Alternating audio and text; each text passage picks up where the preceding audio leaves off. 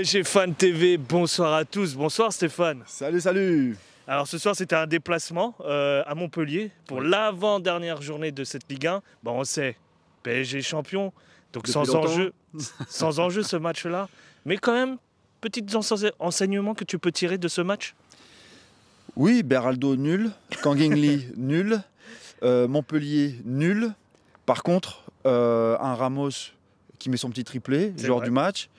On va dire que un Zahir Emery que j'ai pas mal aimé du tout, enfin que j'ai pas mal aimé aussi, et l'entrée des Titi parisiens qui fait vraiment du bien et qui ont un petit peu plus enflammé le jeu, parce que en deuxième mi-temps, quand il y avait un peu plus de jeunes, j'ai trouvé qu'il y avait plus de fluidité dans la transmission des ballons.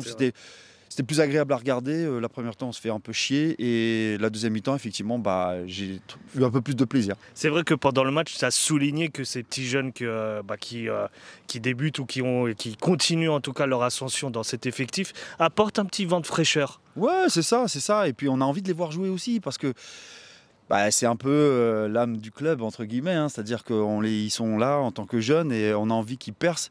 On a envie qu'ils percent avec Paris. C'est vrai. Malheureusement, tous ne vont pas percer avec Paris, ils ne resteront pas forcément au PSG, mais on a envie de les voir et ça fait plaisir. Moi, ça m'a fait plaisir de les voir en tout cas. Et ça m'a fait plaisir aussi de les voir à ce niveau-là. Voilà, c'était à la Youth League, hein, comme on disait. Et ça m'a fait plaisir de les voir. Voilà. Et puis, tu sais, généralement, on ne les voit pas forcément travailler en Ligue 1. C'est vrai. Et là, on se rend compte qu'il y a aussi un vrai niveau, que ça pousse un peu derrière. Oui, tu avais dit qu'il y avait peut-être un vivier chez nous, finalement. C'est pas que peut-être, c'est qu'il y a un vivier chez nous. Et puis déjà, il y a le bassin parisien qui est quand même assez conséquent. Et que beaucoup de pays nous envient déjà. C'est vrai. Il faut pas non plus être... tu vois, ne pas le dire, il faut le dire, et il y a beaucoup de pays qui nous l'envient, ce bassin parisien.